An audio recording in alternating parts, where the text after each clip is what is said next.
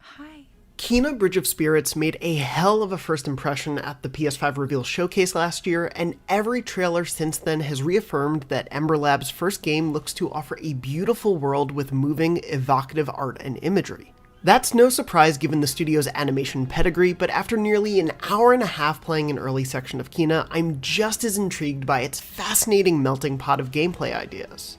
Weaving together bits of Metroidvanias, recent PlayStation hits like God of War and Horizon Zero Dawn, and even a surprising dash of Pikmin, Kena bridges the gap between a host of different ideas for an exciting, intriguing blend of combat and exploration.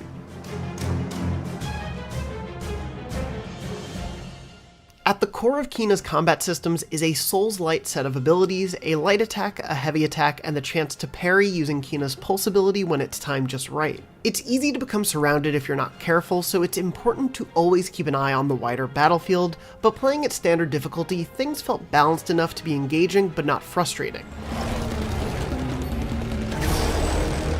Kena's developers did promise there will be more difficult combat scenarios to unlock, as well as more brutal combat difficulties for those looking for a greater challenge. A little further into the area I played, I also gained access to Kena's bow ability. Rather than outfitting our hero with too many weapons to carry, the bow simply becomes another way for her to use her staff's power, which means you're also not worrying about recouping ammunition along your journey.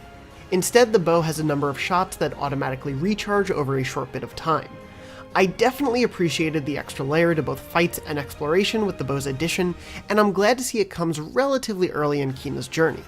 Kena's abilities tied to unlockable skill trees and the series' adorable Pikmin-esque rot are where the combat really comes to life. These cute creatures, for which you can unlock a host of cosmetic-only hats throughout the adventure to make them even more adorable, can be used in a variety of ways that can really tip a fight in your favor.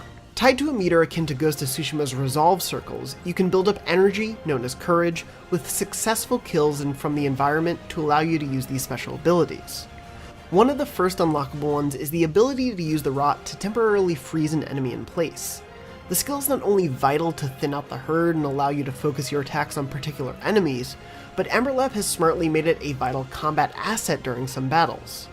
One mini-boss, for example, would disappear into the ground in one of 3 spots if I got too close, meaning I had to build up enough of a charge to freeze it in place. The rot are with you throughout your journey, and they add a delightful addition to the already beautiful world.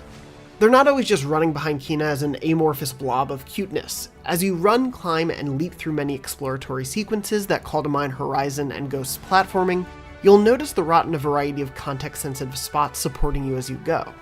It's a nice bit of additional detail that doesn't change the way you play, but adds to the supportive, adorable role these pals play along the journey. They can also become an actual amorphous blob that will help Kena explore more of the world. Certain flowers allow you to summon the rot into a single entity.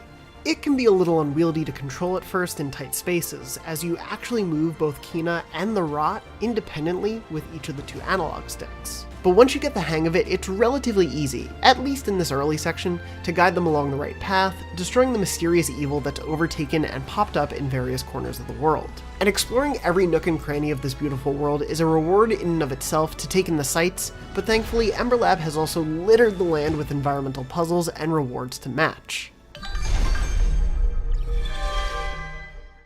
Of course, whether the rest of Kena's journey can maintain that level of variety is the big question. But my time with Kena was a delightful and at times surprising reassurance that Ember Lab's first project seems to have all the gameplay elements to live up to the potential its revealed trailers teased. There's definitely a lot of familiar mechanical territory to be sure, and Kena doesn't seem shy about wearing its inspirations on its sleeves, or rot's heads in the case of the game's customizable options.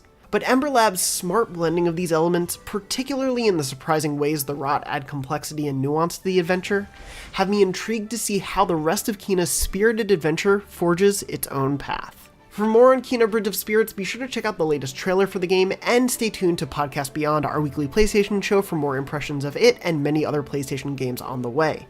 And for everything else in the world of PlayStation, you're already in the right place, IGN.